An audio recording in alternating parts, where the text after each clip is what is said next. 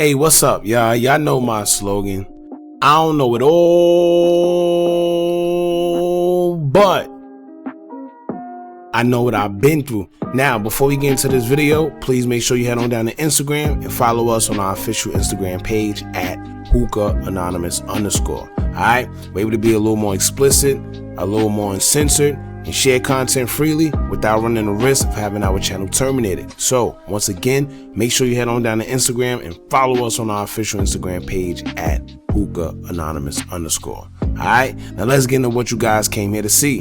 Now, we got new information on this case with Takeoff, in regards to DJ Pat, aka Patrick Xavier Clark.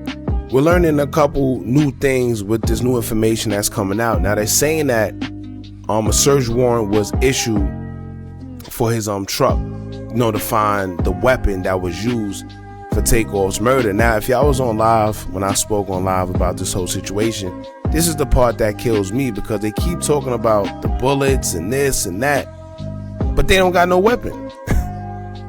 So they talked about the fingerprints. If y'all remember, they talked about the fingerprints, saying that, the fingerprints match up. And what do the fingerprints match up to?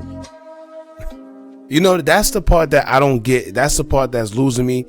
It's a lot of confusion in this case. Let's just say that. It's a lot of confusion going on. The way they're going about it is confusing. It's misleading. It's kind of weird. It seems like they really don't have much, but they're just trying to quiet the family or quiet the public down from assuming anything else. We've been told that J. Prince Jr. along with Shakur Stevenson was on the bond papers of DJ Pat. And that kind of didn't make sense, because it's like, why? It's one or two reasons. It could be three reasons, but we know that they aren't a victim. But it could be one or two reasons. They're either the suspects or they're witnesses. So that's a whole nother story in itself. But they're saying that they got a search warrant, and not to mention, they also believe that there was another shooter in the case. It wasn't just DJ Pat. There was another shooter.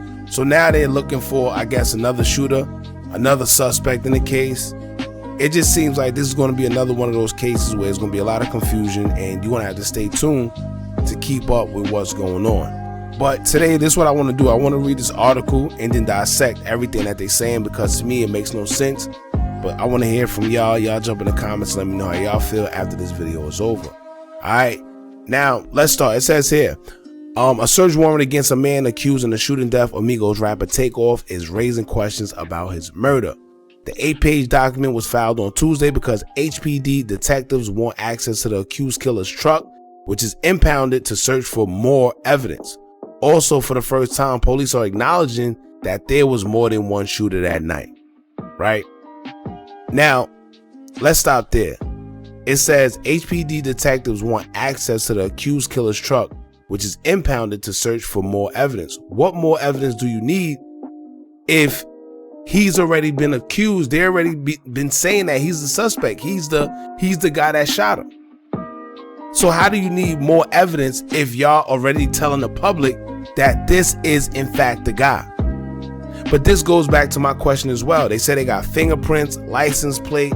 How do you have fingerprints if you don't have the weapon that was quote unquote used during the murder, during the commission of the crime? So what are you adding his fingerprints up to? You see what I'm saying? Because they said there was 30-something people present when Takeoff was shot and killed. So why are you only, I'm pretty sure it was fingerprints all over. So why are you only using DJ Pat's fingerprints? What other motive do they have to charge DJ Pat? You see what I'm saying?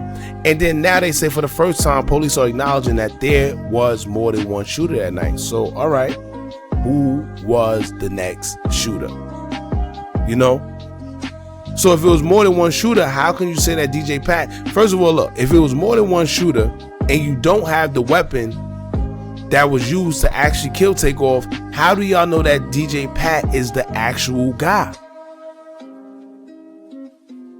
But anyway, now it says here, according to the warrant, there were 34 people standing in a group outside the bowling alley before the shooting.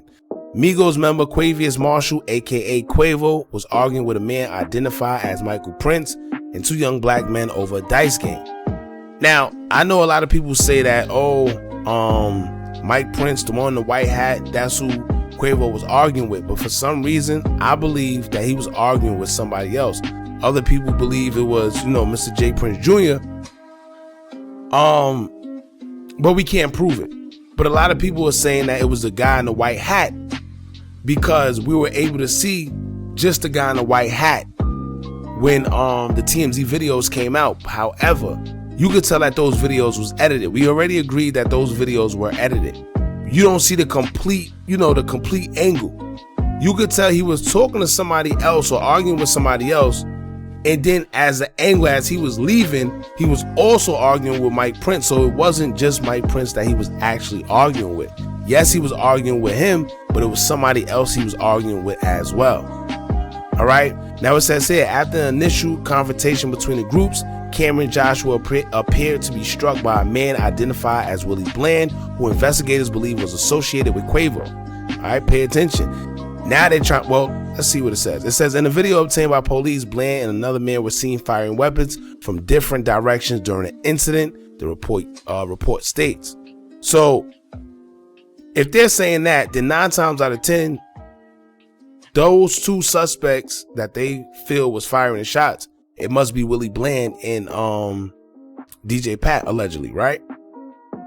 Now, Cameron Joshua went from being one of the suspects to now it's looking like they're trying to make it seem like he's a victim, actually.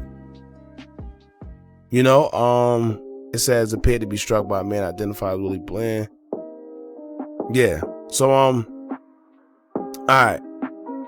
Now it says here, police said Bland's bullets went into the bowling alley but did not hit anyone. They add that the shots that killed TAKEOFF were reportedly fired by 33-year-old Patrick Clark, who was arrested on December 1st. Police said this was determined because of the direction he was seen firing the gun on surveillance video. But here's my thing. Where's that video at? The video that they have, not the TMZ one, the video that they have from wherever, and I'm assuming it's from the bowling alley, where's that video at so we all could see it? Because I don't care at what angle, that's not enough to charge somebody. If it was 34 people there, it wasn't just DJ Pat in that same area where the bullet came from. So why are you charging just DJ Pat? Especially if y'all don't have the weapon. Right? Now it says, at the scene, police recovered 9 .40 caliber casings and a single casing from a 9mm firearm. Bland reportedly told police he didn't know his gun's caliber, and it does not appear police have determined what kind of gun he had. Pay attention. Records also don't show he has been charged despite admitting to firing a gun. So you see what I'm saying? This is the confusing part that I don't get.